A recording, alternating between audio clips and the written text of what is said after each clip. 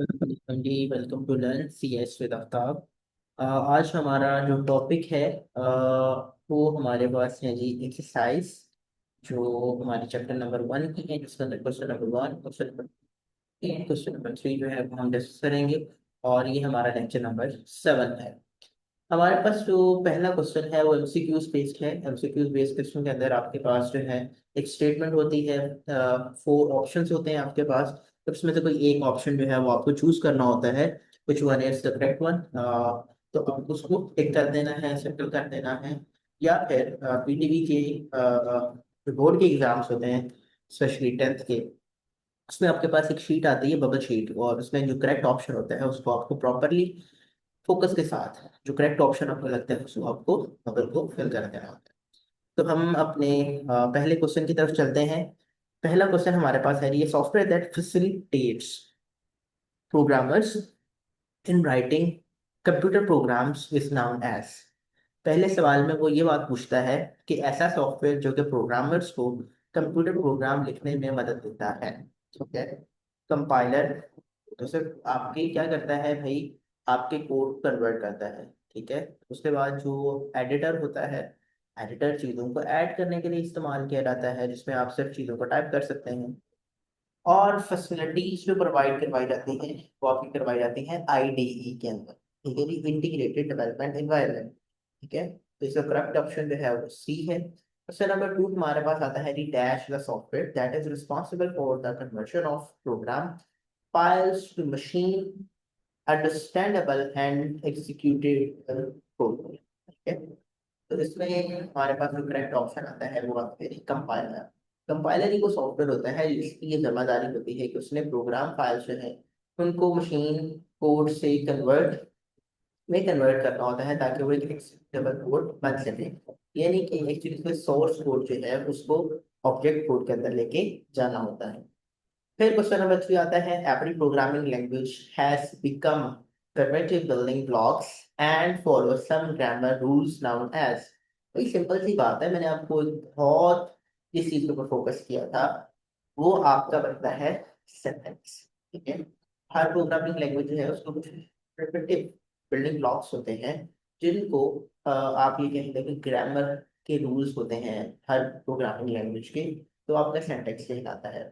A list of words that are predefined, ऐसे words जिनको पहले से डिफाइन कर दिया गया हो and must not be used by programmers, और प्रोग्रामर को इस्तेमाल नहीं कर सकते, to name his own variable are known as, ठीक है। तो प्रोग्रामर उनको अपने वेरिएबल के तौर के ऊपर नाम नहीं दे सकते, वो आपके लिए रिजर्व वर्ड्स होते हैं, ठीक है। Includes statements are written in header section, definite बात है। तो आपको बिल्कुल बात क्लियर होनी चाहिए कि इंक्लूड की जो स्टेटमेंट्स होती हैं वो आपकी हेडर सेक्शन के अंदर लिखी जाती हैं। Dash are added in source code, क्या ये सोर्स कोड के अंदर ऐड किया जाता है। Further explain the techniques and algorithm used by programmer. तो भाई डेफिनेट बात है, वो आपके पास कमेंट्स होते हैं। कमेंट्स जो हैं वो ऐड किए जाते हैं सोर्स कोड के अंदर, सोर्स कोड में ऐड किए जाते हैं, ताकि जो लॉजिक, जो टेक्निक, ठीक है, जो एल्गोरिथम आप लाइक वो जो आप लॉजिक्स बयान कर रहे हो, उस एल्गोरिथम को इम्प्लीमेंट करने के लिए वो सारी की सारी चीजें जो होती हैं वो आप बयान कर सकते हैं किसके जरिए से, कमेंट्स के जरिए से। Dash are values that do not change during the whole execution of program। Obvious बात है, कॉन्स्टेंट्स कॉन्स्टेंट्स की वैल्यू चेंज नहीं होती, ठीक है। वेरिएबल की वैल्यूज चेंज हो जाती हैं लेकिन वेरिएबल का नेम चेंज नहीं होता है, ठीक है जी। ये एडिशनल एक छोटी सी इंफॉर्मेशन थी। इफ लोड्स यूजेस, ठीक है, डैश नंबर ऑफ बाइट्स, ठीक है जी। तो हमारे पास मेरे ख्याल से ये वाली स्टेटमेंट हमने शायद यहाँ पर गलत लिखी है। मैं आपको इसको थोड़ा सा करेक्ट करवा देता हूँ। मुझे लगता है कि ये छोटी सी मिस्टेक है, हम इसको करेक्ट कर देते हैं कि हमारा ये एक्चुअली क्वेश्चन बनता क्या है। अब फ्लोट एक्चुअली, अब float uses dash number of bytes. तो जो फ्लोट हमारे पास यूज करता है बाइट्स नंबर, वो हमारे पास 4 बाइट्स ऑफ मेमोरी होती है। क्वेश्चन नंबर 9 है, for initial for initializing a variable, ठीक है जी। तो वो इनिशियल यहाँ लाइटिंग लिखा हुआ है, यहाँ पर इसका कोई भी किरदार नहीं है, ये गलत लिखा गया है। इसको आप काइंड रिमूव कर लीजिएगा या उसको समझिएगा कि ये एग्जिस्टिंग नहीं कर रहा यहाँ पे। Anyway, for initializing a variable we use dash operator. तो हम कौन सा ऑपरेटर यूज करते हैं इनिशियलाइज करने के लिए? इक्वल्स का ऑपरेटर जो है वो यूज करते हैं। Dash can be thought of as a container to store constants. ठीक है, तो कौन सी एक चीज है जो कंटेनर में स्टोर करवाती है कॉन्स्टेंट्स को? तो भाई वो आपके ऑब्वियस बात है कि वेरिएबल्स हैं। फिर क्वेश्चन नंबर 2 हमारे पास आ जाता है, जिसमें वो कहता है कि भाई ट्रू और फॉल्स के बारे में बताएं। ट्रू और फॉल्स वेरी सिंपल, आपने स्टेटमेंट पढ़नी है और आपको उससे पता चल जाएगा कि ठीक क्या है और गलत क्या है। ठीक है?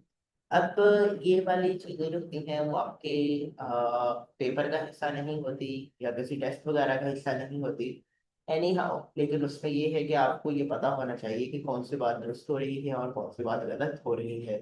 तो उसके लिए आप लोग क्या करेंगे? एक सिंपल सी बात है, N IDE combines text editor, libraries, compiler and debugger in a single interface। बिल्कुल ऐसे ही इंटीग्रेटेड डेवलपमेंट एनवायरनमेंट जो है वो टेक्स्ट एडिटर को, लाइब्रेरीज को, कंपाइलर को, डिबगर को, इसको सबको, इन सब चीजों को एक सिंगल इंटरफेस के अंदर जो है वो कंबाइन कर देता है। इसलिए ये बात बिल्कुल दुरुस्त ही। Computer require the conversion of the code written in a program file to machine language in order to execute it।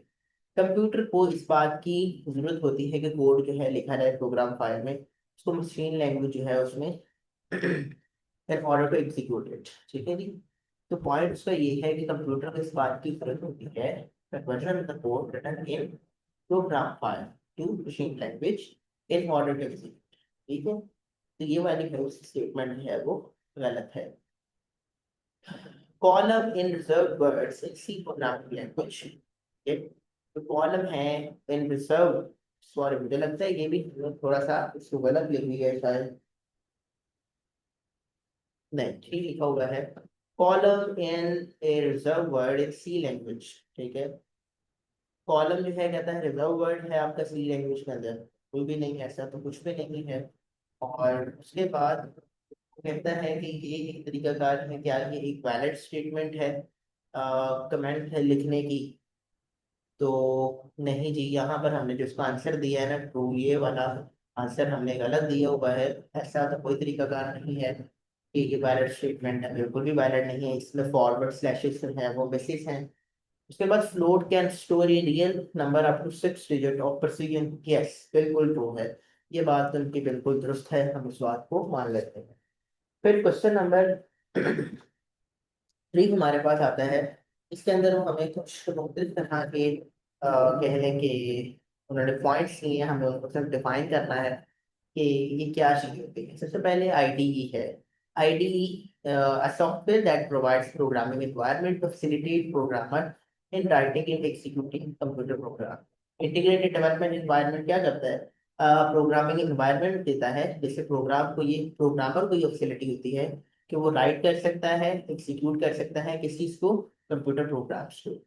Compiler क्या होता है? कंपाइलर एक ऐसा सॉफ्टवेयर है जो कि इस बात के लिए रिस्पॉन्सिबल है, तो कन्वर्जन करता है कंप्यूटर प्रोग्राम की जो हाई लेवल लैंग्वेज में लिखा जाता है और फिर उसको मशीन लैंग्वेज में कन्वर्ट कर देता है। रिजर्व वर्ड्स होते हैं, हर प्रोग्रामिंग लैंग्वेज होती है उसके पास लिस्ट ऑफ वर्ड्स होती है जिनके मतलब जो होते हैं वो पहले से बयान कर दिए जाते हैं, जिनको आप प्री डिफाइंड वर्ड्स कहते हैं। Each word has its specific meaning. ठीक है, और हर जो वर्ड होता है उसका एक खास मकसद होता है जिसके बारे में कंपाइलर वाले जो भाई साहब है उनको पहले से ही पता होता है कि इसका ये मतलब है। For example int, long, constant, else, for, switch, void etcetera, ये सारे के सारे वर्ड्स जो हैं इनका ऑलरेडी पर्पस जो है वो डिफाइन कर दिया गया है। तो इसलिए कंपाइलर फौरन से बताता है कि भाई ये आगे हैं तो इनकी तो सीट्स पहले से रिजर्व हैं, तो इनका यही काम होगा। और अगर आप कहीं अप्रोप्रिएट इन अप्रोप्रिएट जगह पर इस्तेमाल करेंगे तो भाई कंपाइलर वाले जो भाई है ना वो बहुत सारे क्वेश्चन उठा देंगे आप। फिर आता है जी main section of a program। Every C program must contain a main function and it is the starting point of execution। हर जो सी प्रोग्राम होता है उसमें ये मेन वाला फंक्शन आता है और ये हमारे पास एक स्टार्टिंग पॉइंट होता है एग्जीक्यूशन का।